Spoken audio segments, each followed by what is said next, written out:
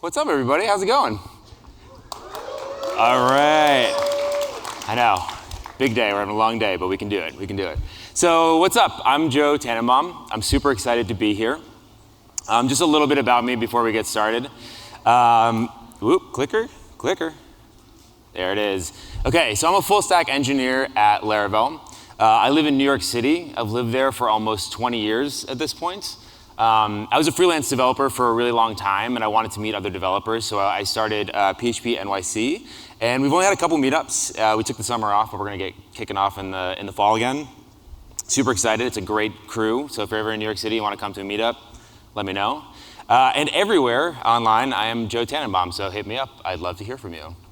If you know anything about me at all, you know me as this guy on Twitter. One more time. Clicker. One more time, one more second. There it is. That was me on Twitter for a very long time. And that's what we're going to talk about today. We are going to talk about text-based user interfaces, or chewy's. And more specifically, we're going to talk about building chewy's with Larapromps. Who here knows about Larapromps? Probably a lot of you at this point. Yeah. It is dope. It was actually debuted at last Laracon US. It was built by the amazing Jess Archer. Please give her a round of applause. It was amazing. Yeah. So smart. And it basically provides, it's a first-party Laravel package that provides beautiful UIs for your CLI apps. Okay, so more importantly than that, we are going to have some fun today. Because this is not how we traditionally build apps. We're used to building out REST APIs. We're used to rendering views to the browser. And this is going to work our brain just a little bit differently. So we're going to have some fun. Let's jump in the sandbox with me. We're going to play. We're going to see what comes out the other side. OK. How did we get here? This all started because I made a PR to add a table renderer to the prompts library. So I wanted a table that matched the styling of the existing prompts components. Okay, so this forced me to dive into the guts of prompts and see how it worked. And I liked what I saw. It was very cool. And I thought, well, there's a lot of potential here. Why don't we take this static table renderer and we'll make it an interactive data table in the terminal, right? So you can sort of scroll through it. It's paginated. You could search it. You could jump to different pages. And you could ultimately select a value back. And I was like, that's cool. Can we push it further? Right? So I did a couple more experiments. We got to a retro iPod in the terminal that actually fed from my Spotify. And when I picked a song, it actually played in my Spotify. So now we're sort of in Weirdville. We're out in the world. It's what are we building anymore? What are we doing? So I was like, okay, let's do a couple more experiments. And we got to two-player Pong in the terminal. You could fire up your terminal. Your friend, wherever they were, could fire up their terminal, and you could play Pong against each other in real time in the terminal. So now we're getting really weird. And that's what we're going to build today. We're going to build a chewy here on stage. And we're not going to do anything as complicated as that because we do not have time to do that. But I do want to give you the confidence to jump in and try this out for yourself if you're interested in this at all. So it's probably also worth noting this is not the intended use case for prompts. Prompts is not meant to do this. It's just cool that it can. So we're just kind of hijacking the render method of prompts and building out these applications. So a couple fundamentals about chewy's. Chewy's are exactly what they say they are on the tin. They are text-based user interfaces, meaning you are concatenating strings together to create an interface, right? So what are the consequences of that? That means really that you get nothing for free. You get nothing for free, and that's really important to internalize here because if there's a pixel on the screen, if there's an interaction that you want to deal with, you have to deal with that, okay? And we're kind of used to getting a lot of stuff for free. We render views to the browser. And so, for example, if you wanted to collect input from a user, you would do this, input type text. We do this 100 times a day. And if you had nothing else, if you did nothing else to it, the browser would give you this. And that looks like something you can type into. That's just for free. They've styled it for you. They've made it look correct. It's there for free for you. You get focus behavior. That's pretty cool, for free. You get sensible cursor behavior. So as you type, the cursor moves, and then you can move the cursor amongst the characters that you've typed for free. And you get sensible blur behavior. So the browser's just like, hey, this is all for you, for free. You're welcome. In the terminal, you get none of that. The only reason why this looks, feels, and behaves like anything that we are familiar with is because it was crafted that way. These are just strings being rendered over and over. That's not a real cursor. It's just an inverted string, and we're rendering it based on the position that we have tracked as you press keys. So really nothing for free. Okay. One last thing before we get going. You're going to see Chewy mentioned a lot. Chewy is a little package that I put together as glue between prompts in these apps. I built a lot of these experiments, and there were a lot of patterns and helpers that emerged, and so they sort of all got bundled into Chewy. So when I say Chewy, which sounds a lot like Tui, but when I say Chewy, I'm talking about this package. And finally, if we get to the end of this talk, and you're like, man, 30 minutes wasn't enough. I want 3 more hours of this. I have a Laracast course, and you can do exactly that. So if you want 3.5 hours of CLI app content, Laracast. Okay, let's code. Okay, we're done here. Let's talk about the structure of a prompts application. So this is our application state class. It extends the base prompts class, and it has one required method. That's the value method, okay? And the value is normally what's returned back from the prompts component, but we're actually not going to use that, so we're just going to return null. Next up, we have the renderer. So the renderer extends the base prompt renderer from prompts. It's an invocable class. It receives an instance of the application state class, and it returns a string representation of the UI based on that application state. So UI as a function of state, React-ish sort of stuff here. Finally, we just have a script runner. This is basically just newing up our application state class, firing the prompt method, and that's it. We are never going to look at this file again. Take a good look. It's gone.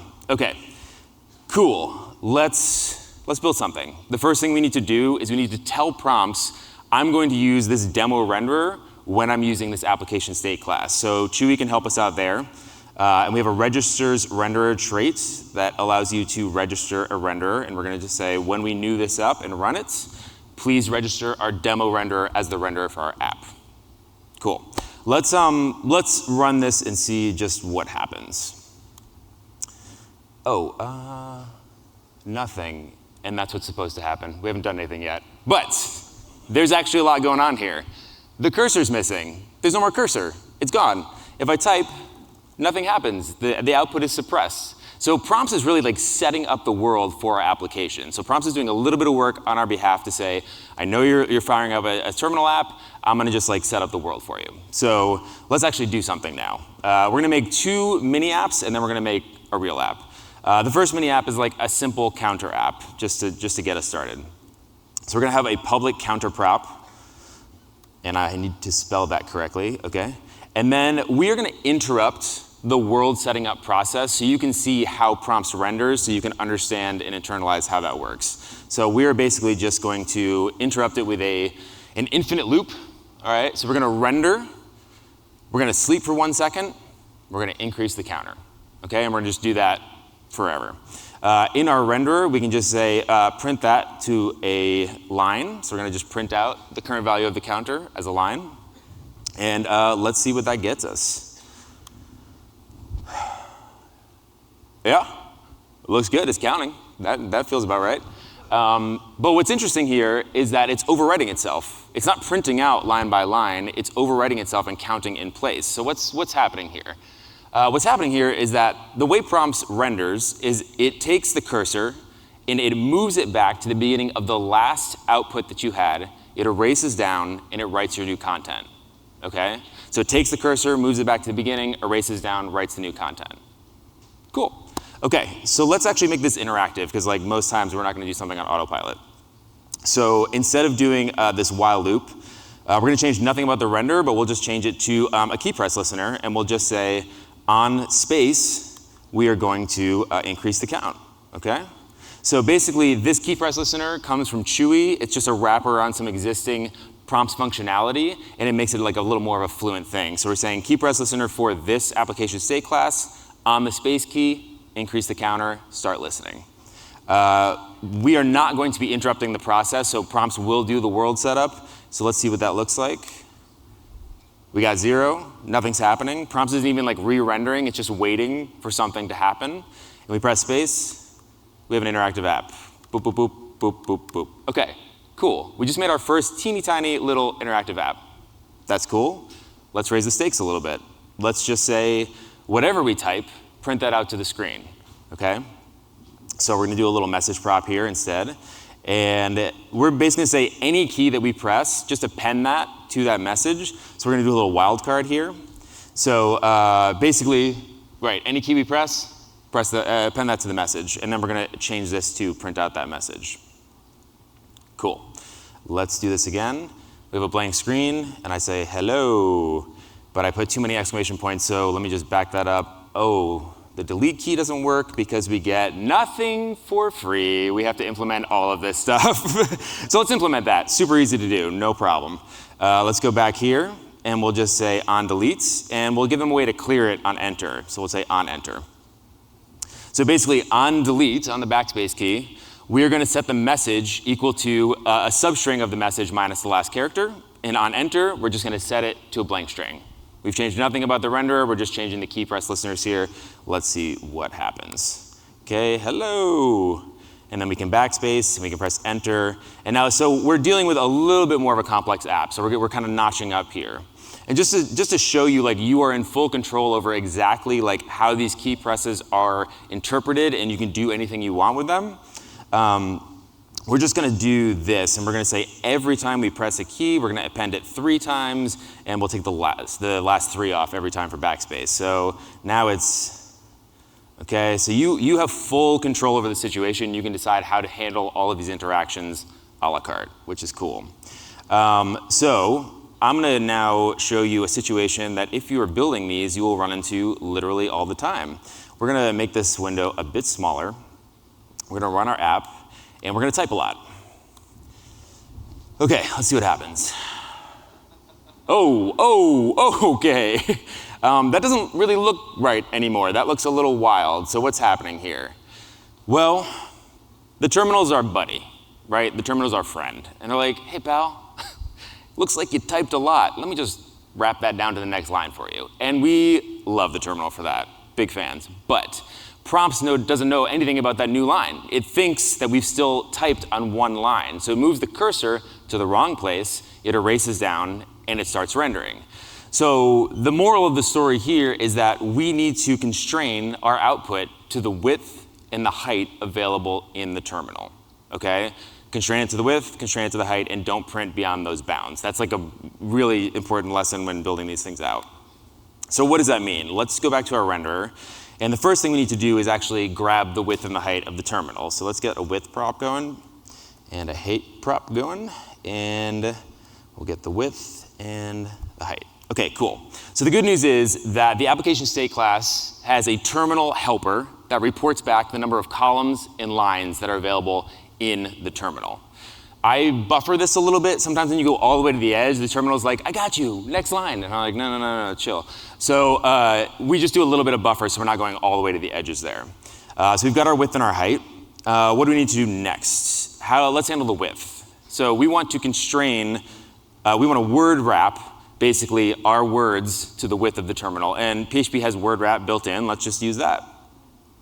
So we're going to set the message equal to the word wrapped message. And we're going to constrain it to the width, and we're going to cut long words. So we're going to say if there's a very, very long word, don't drop it to the next line, cut it, and keep going.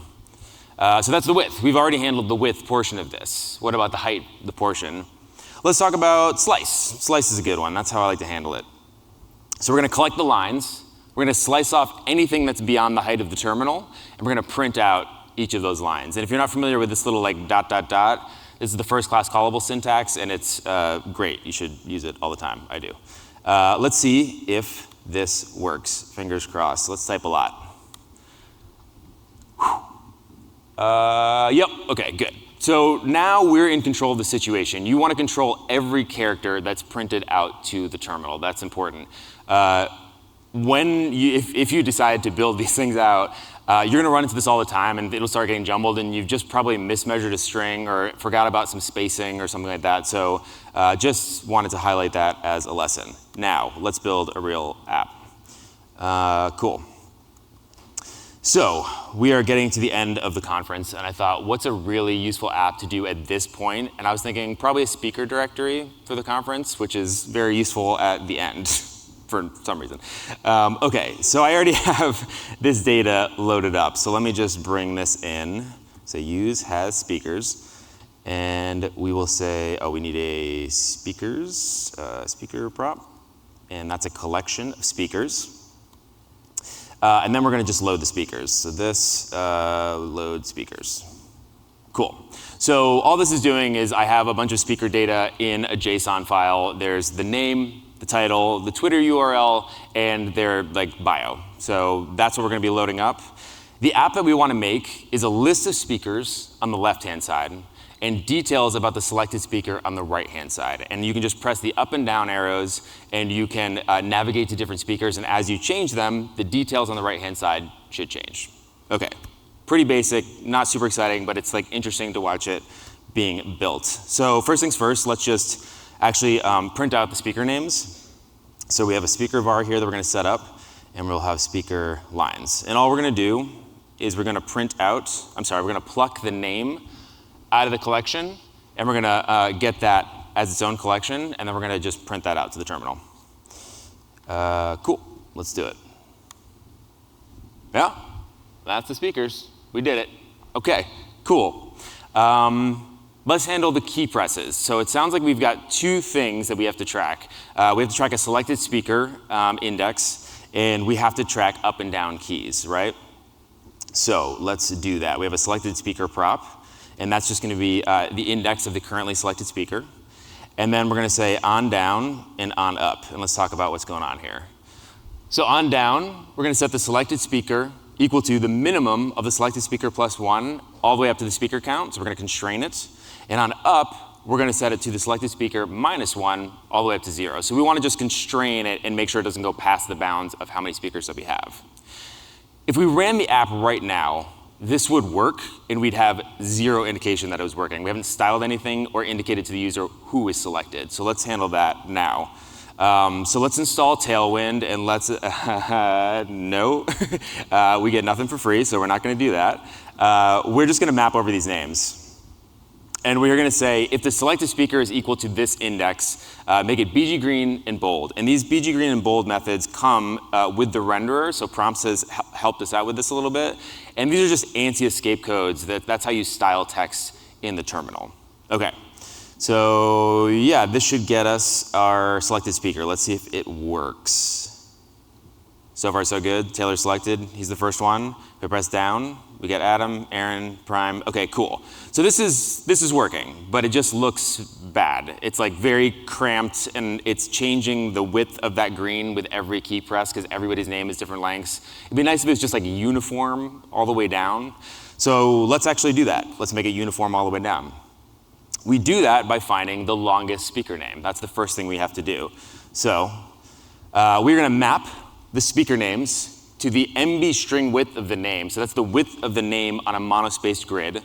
We're going to get the maximum value from that collection, and we're going to add 2, because there's going to be 1 space of padding on both sides. So we're going to also pad this before we style it.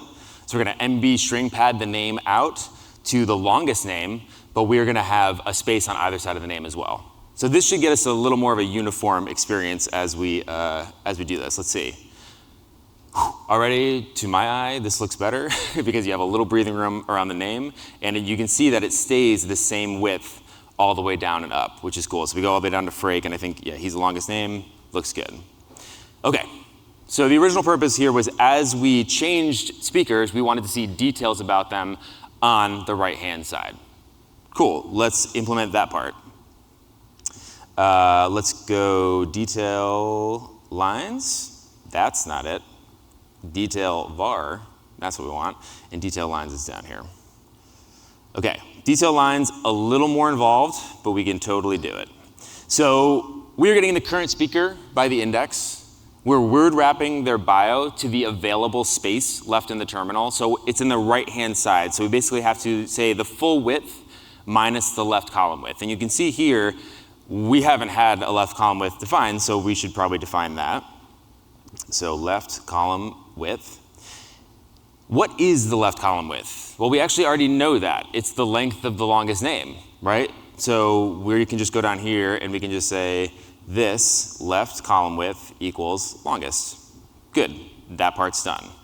So we're word wrapping it to the width minus the left column width. That's the bio part. We're printing out a couple more lines here. We're doing a bold name. We're doing a dim title. We're doing a cyan and underlined Twitter URL, a space, and then the rest of the bio lines. And you're probably looking at this and going, okay, what? Yeah, sure, okay. So let's just dump it out for a second so we can sort of like orient ourselves around what we're actually dealing with here. Great. So we have our speakers here. We have a list of our speakers, and Taylor is styled because he's the first one. He's the selected speaker. And then we come down here, and we have Taylor. Taylor's details. Taylor, creative Laravel, his Twitter URL, and his bio. And what's funny is I found this bio from an old Arkansas business journal from a decade ago. So it's a like, very antiquated bio. But yeah, so if we printed this out line by line right now, it would be all the speakers and then all the details. But we want to print them side by side. So the terminal wants to print things out as full lines. So what do we need to do here? We need to concat the first, the 0 index of this array to the 0 index of this array, then the 1 index of this array to the 1 index of this array, and so on and so forth, until we have full lines that we can print across the screen. You get nothing for free. You have to do this all yourself. But the collection class has a method called zip that does exactly this. It does that concatenation for you. So we're going to use that. But there's a little bit of nuance here because we're printing to the terminal and there's anti-escape codes and some other things. So Chewy has a little helper that we're going to use, and it's called the lines helper. And we're going to say lines from columns, and these are our 2 columns, speaker and detail. Get the resulting lines, print out those lines. Let's erase this. We don't need this anymore. And now, yep. Okay, cool. So as we navigate, we're showing the detail of the currently selected person. But again, it doesn't look great. It's like really smashed together. So let's just put like a little bit of spacing in there. These are the sorts of things you have to like consider when building these out. You have to do every single thing. So column spacing, we're gonna put 4 spaces in there. And the lines helper has a little helper called spacing. And we're just gonna say this, call spacing. But if we ran this right now, it would be jumbled text. It'd be wrong, it'd be a mess. And why? Somebody else needs to know about the 4 spaces we just added to the width. Does anybody know who needs to know about that? No? Oh, the word wrap? Somebody said word wrap, is that what I heard? Okay, the bio needs to know about this. So we actually need to take this off of their bio available with. This, call, spacing, okay. And now we have much better. This is way better. Okay, so this is starting to look kind of more like an app. We're kind of cooking now. We can do something more to make this look like an app because like we're interacting with the app right now, but I can scroll up and see everything else we've done. And that feels bad in my heart. I don't like that. So we're printing right now to the main screen of the terminal. So we're just like shooting it out there. But we can print to an alternate screen. We don't have to print to the main screen. So let's just do that and it'll make it feel more immersive. We can pull in use creates alternate screen from Chewy. And we can say this creates alt screen. And that should get us, oh, it feels so much better. We're just like now in our own little screen, printing our app straight to that. If I scroll up, there's nowhere to scroll because we're already there. If I scroll down, it actually works with the up and down arrows. So I can scroll through these names now, which is pretty fun, instead of using the up and down arrows. I think next up we should probably tell the user what they can do, like that the up and down arrows actually do something in this app. I tend to try to like let them know about the hotkeys. So we're gonna go back into our renderer. And we're gonna pull in 2 traits here. We're gonna pull in use aligns. and we're gonna pull in use draws hotkeys. Cool. And what we're gonna do is just tell the user, you can do this. So we're just gonna pin this content to the bottom based on the height. So no matter how much content is above it, keep this content at the bottom. We're gonna say a new line. We're gonna show them the hotkey. You can use up and down arrows to select the speaker and just center this content horizontally. This is like a little touch, but it is something useful for people to see. And all it does is this. It just says like, hey, use the up and down arrows to select the speaker. And it makes it look a little more official. What else can we do here? Well, we're not on a server. We're on our local system. So let's do something local system-y. On T, let's just open their Twitter profile. So we can just say, exec open their Twitter profile. So whoever selected, hit that up. Let's do Twitter, and let's do that. So we can see we have a new hotkey, open Twitter profile. And if we go down to say like Jess, press T. If I have internet, we do. Great, Twitter profile. If we go down to say Daniel, great, Twitter profile. Sweet. So we can do like local system-y stuff. We can even go further than this and like pre-compose a tweet to this person, right? So we can say on C, we'll just say, hey, whoever this is, I'm sending this tweet live on stage at Laracon US from my terminal application. And we can say send tweets. And I think this will work. Who's not going to be annoyed by this? Let's say, not Jess, we'll go with Luke. And we'll say, yeah, that works. Post that, sweet, cool. So like you can do these little local system-y things when you're building it for yourself. And you can take this actually so much further. I've built a more full-featured version of this particular app. And we've separated the browsing here from the entering of it, so you can look for somebody first before, like, instead of changing with every single mouse, every single arrow. You can change focus using the left and right arrows for different sections, and then there's contextual hotkeys on the bottom depending on what actions you can take, what's focused.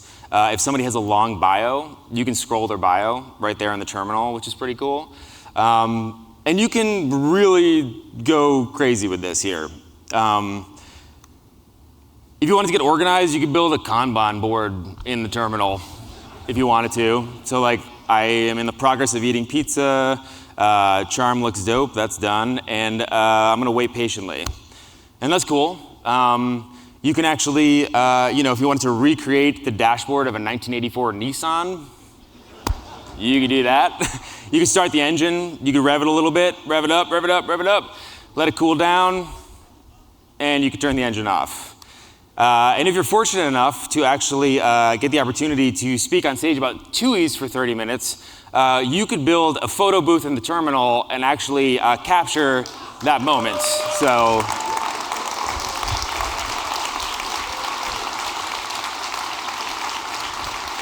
And I discovered this accidentally, but you know what's really funny is, you know those Mac reactions that you always turn off, but they turn themselves back on, like during Zoom calls and stuff? It works here, and it's very entertaining. Okay, yeah. Or you can go.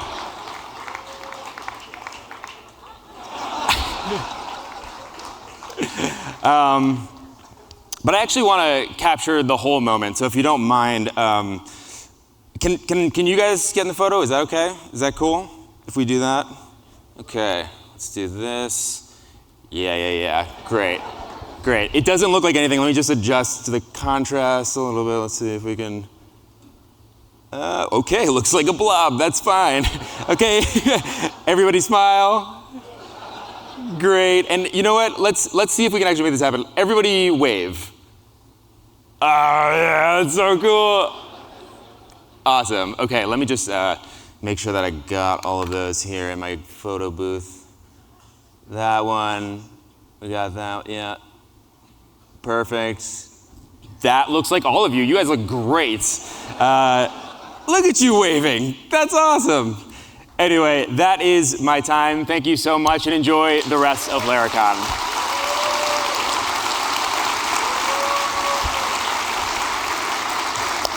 Hey, well done. We love a little bit of whimsy. That was awesome. Let me ask you this: what, as I've followed you, I've seen all of except the last one, all of these things come to life. Yeah. What is it about this specific domain or style of programming, or that draws you in so deeply?